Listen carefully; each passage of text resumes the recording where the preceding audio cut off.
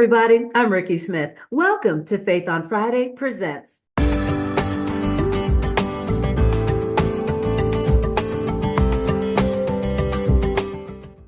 At Faith on Friday Presents, we're all about highlighting inspiring people, engaging topics, and small businesses. And while you're here, don't forget, subscribe to this YouTube channel, share it with your network, like our Facebook page, and follow us on Instagram.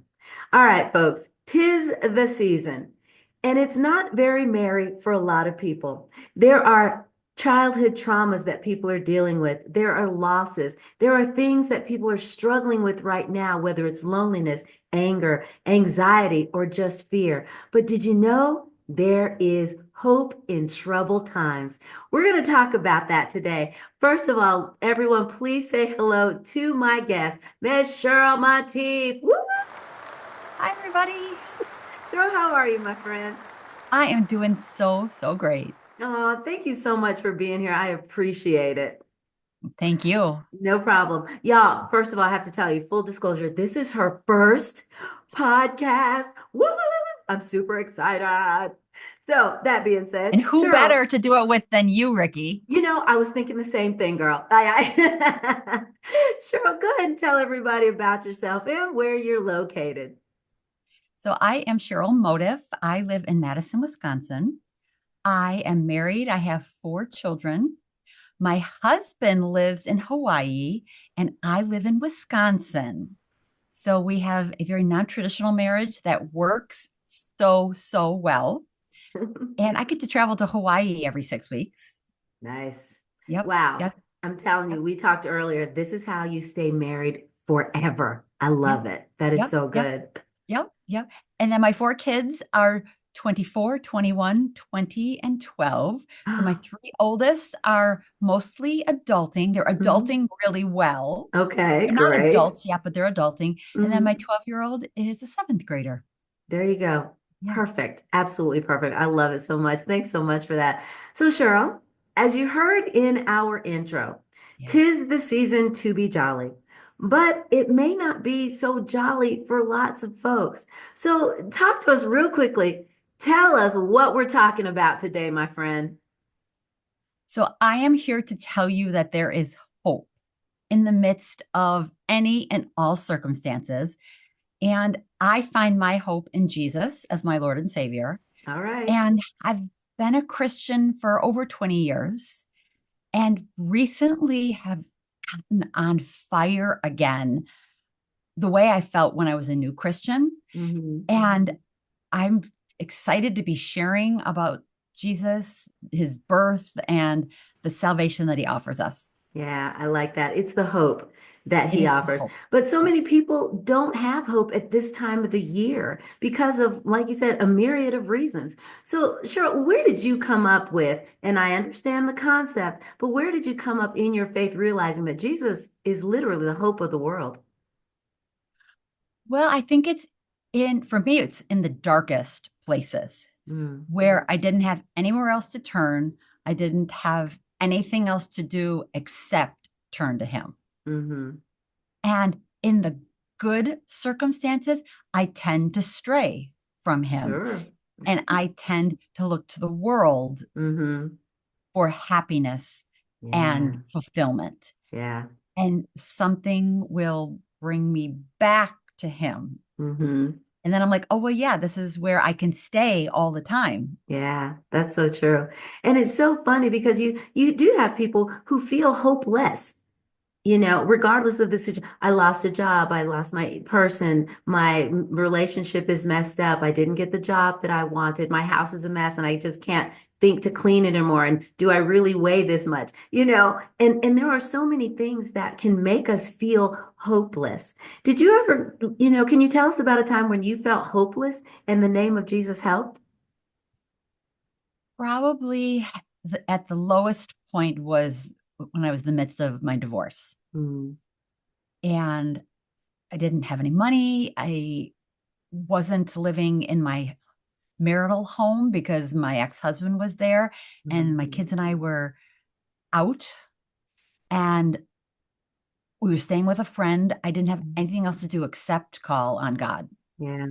And he sustained me. He gave me hope. I Hmm. had joy. And I shared him because he's outside of our circumstances. Oh, that's good. So we have hope and joy regardless of our circumstances. Yeah, that is so true because our circumstances are things that happen to us, Mhm. but Jesus and his love happens through us. So when you were at your lowest point, and there you were, you and the kids staying at a friend's house trying to make the ends meet, and you looked around, and what did you have? Did you have that look up moment and go, Lord, really help me? What happened? I don't think I ever said really, because Hmm. I think in my heart of hearts, I always knew someday it was going to come to that. Right. But I did for sure cry out and say, Lord, help me. Lord, Yeah. help me Hmm. to get through this. Hmm. And now my prayer has changed. My cry has changed to just, Lord, let me know you. Mm. Lord, So good. keep reaching out to me so that I can have you, so that I can know you. Yeah. Oh gosh, know you. That is so good. Yep. Because a lot of people, and I'm sure you've heard it, oh, I have faith. Oh, I'm very religious. Oh, and my favorite one, I'm a good person. When you're dealing with that hopelessness, that feeling of hopelessness, those things don't always help you. Do you find that to be true? And that might be the only thing that they've got. And there's no Oh, power in those things. So if mm-hmm. that's the only thing Woo. they've got, they're like, they know they need something and they Hmm. just haven't found out yet that it's Jesus. Hmm. That's so true. So what's your testimony then, Cheryl? How did you come to Christ almost 20 years ago? So at the time, my brother, my older brother, was a new Christian. Mm. And he had begun witnessing to me. He had begun telling me about Jesus Hmm. and how Jesus was changing his life. Right. And my now ex-husband and I were preparing to get married. Mm. And so we found a church because for some reason we thought that we should get married in a church, even though neither of us was church goers. Right. We were not Christians yet. And his mom was going to a church. So we started Hmm. attending the church and I made some friends there and Mm. started doing Bible studies with the women there. And quickly I was like, yes, yes, yes. And it was still around this time that my brother was a new Christian and he was Mhm. witnessing to me. And so it all started making sense. Oh, wow. And a story that I tell is there's a street in Madison called Park Street, and Hmm. there was a barber shop on Park Street that I used to drive past twice a day, going to Mm. school and going home. Right. And it was called Lord and Lou's. And in the window, he had a neon sign that said, Jesus saves. Oh, goodness. And I didn't know what that meant. Hmm. I thought, what does he save? Like this was pre being a Christian. I didn't even Sure. understand being, and I thought, what does he save? What does that mean? Wow. And then I found out what that meant. And I'm like, oh, Jesus saves me. Yeah. Yeah. And that That is barber shop huge. is no longer there, but the Mm. sentiment remains that Jesus Yeah, saves. that Jesus still saves. And I love that. So how important now going forward, you've gone through this thing, you've found Jesus, you know that he saves, you understand what that means. Life still be life in Cheryl. Things still happen. Some good, some bad, some absolutely horrible things still happen. How does your faith in Jesus help you with that? When there's nothing else to do but to cry out to him, that's what I do. Yeah, yeah. Wow. Cry out to him, call out to him. Hmm. And I used to pray that he would use me or that I would do his will or that Hmm. he would somehow involve me. Hmm. And recently, I realized if I concentrate on knowing him, those other things might or might not happen, but it's knowing him that's Hmm. critical part. That is so good. Wow, you bring all I hear is scriptures flying around in my head, Yeah. but it is what it is, understanding that knowing him literally is to love him, understanding that who he is everything about you. He created us to make his praise glorious. It is his heart's desire that he wants to be with us. But in order to be with us, we need to know him and Yep. receive him. So, Cheryl, there are people probably listening to this right now, and they're like, you don't understand where I'm at. Right. I'm going through such a really hard time, and this all sounds great, but it's probably not for me. What would you say to that person? Well, it's true that I don't understand what they're going through. I only know what I went through. And I know that concentrating on God instead of thinking about worrying about dwelling on my circumstances Mhm. kept me well. Mhm. And I see people all around me who drink too much alcohol, Uh-oh. they drink too much coffee, they do drugs, they smoke cigarettes because they don't have a healthier way to cope. Hmm. And Wow. I don't need drugs or alcohol or coffee or cigarettes because I found the coping mechanism that works. Wow. And that is knowing God through Jesus. Yeah. How often do you read the Bible, pray? What is your daily devotion look like? I have the Bible in my Audible app. I have the Hmm. chronological Bible. So Hmm. I listen more than I read, Hmm. and I listen when I'm driving. So Hmm. I probably listen to the Bible 30 minutes a day, Hmm. and I spend 2 to 5 to 10 minutes every day Hmm. praying Yeah. in a quiet room, sometimes taking notes, sometimes just letting Yeah. Holy thoughts Spirit. come and Yeah. sending them up. Yeah, I like that. Because a lot of people who are probably watching this, listening to this, they can probably relate. It is called Faith on Friday, y'all. But there are others who are listening and watching this and thinking, but what does it have to do with me? This is what I am going through. And it's Christmas. I don't have the money I want to buy the gifts that I feel like I need. And how is God through Christ going to help me? How is that making me feel hopeful? It makes me feel less. What would you say to that person? That knowing God relieves my stress, Mhm. knowing God allows me to just be still so that Mm, I can handle life. that's good. Be still. Yeah. There's a Yeah. scripture that talks about be still and see the salvation of the Lord. And so many of us, we are so busy being busy, doing all the things that we sometimes forget to just stand still. Just calm down, Yeah. relax, Yeah. and we are missing that opportunity. So you said you said I am on fire like I was when I was a new Christian. What does Yeah. on fire mean? What does that look like? So that looks like talking to strangers.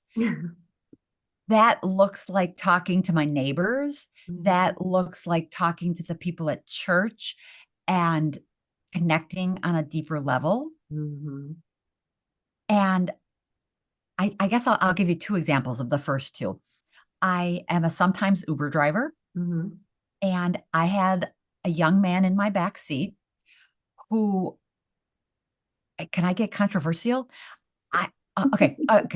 Go Um, for it. That's uh, okay. okay. There, and I have to give some backstory. Mhm. There is this young kid at Ohio State. He's a football player. His name is Mhm. G. Scott Jr. Mhm. And Instagram shows him to me.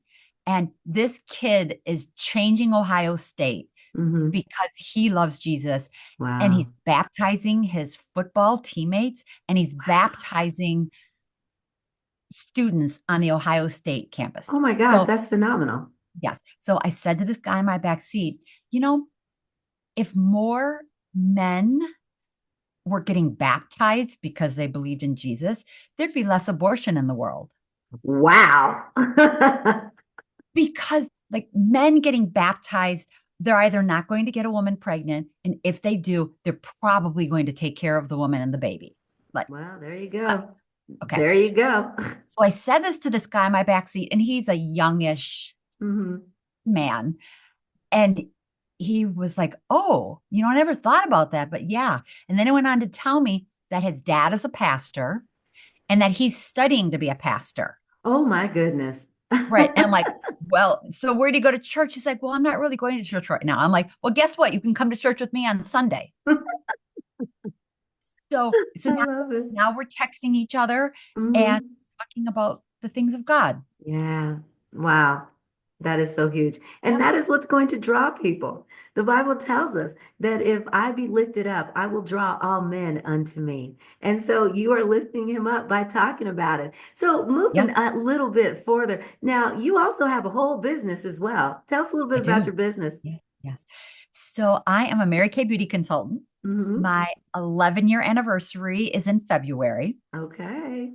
and I have had all kinds of jobs in Hmm. my adult life. I've done just about everything except worked in healthcare, and I haven't worked at a bank, but Okay. most everything else I have done.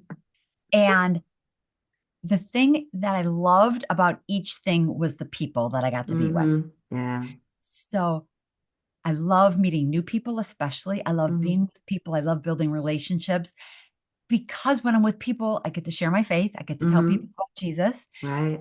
And I've heard other people who are in direct sales say, well, I did my homework. I checked Hmm. out every direct sales company and I chose XYZ company because Hmm. I didn't do any research. I have a cousin who was a Mary Kay beauty consultant 15 years ago. She Right. told me about Mary Kay. I always had this feeling in the pit of my stomach, if I ever looked into that, that would probably be for me because Hmm. Mary Kay Ash, the founder of the company, believed that God first, Yep. family second, career third. Hmm. Yeah. So then in late 2013, I met my now Mary Kay sales director. Hmm. And I'm like, like this is that Mary Kay thing again. Right. And I actually looked into it this time, Hmm.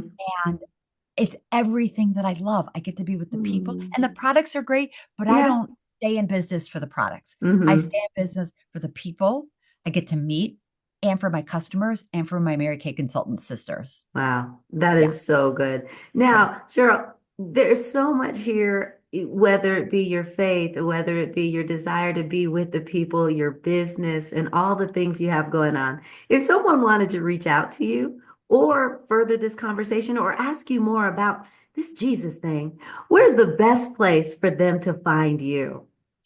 So you can find me at my website. You can find me on social media. But what I find with those places is you find me and I never know you were looking for me. Wow, So, that's good. so I would really love it if you contacted me directly. And my telephone number is in my Zoom name. And I think you can all see that.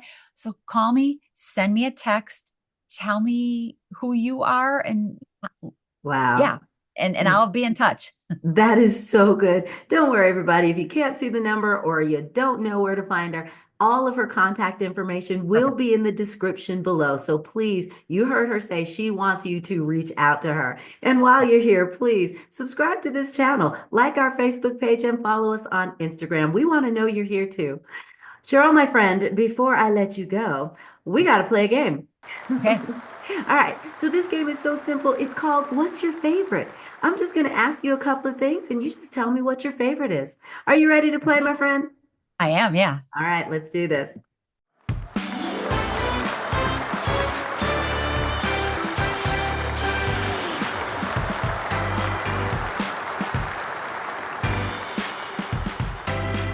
All right, what is your favorite kitchen gadget?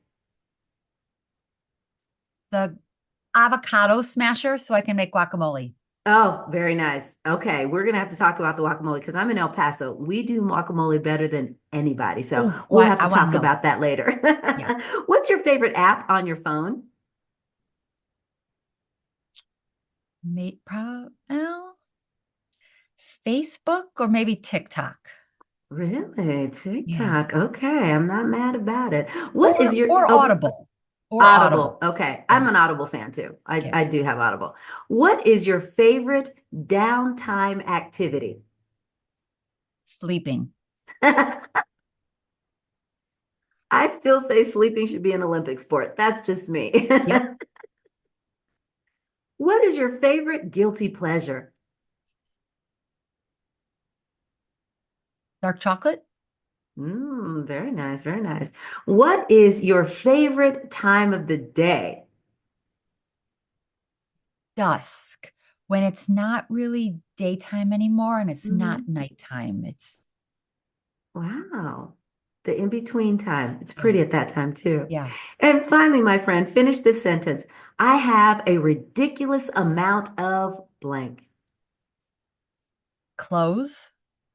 Really? Although I have this saying that my clothes need to wave at me.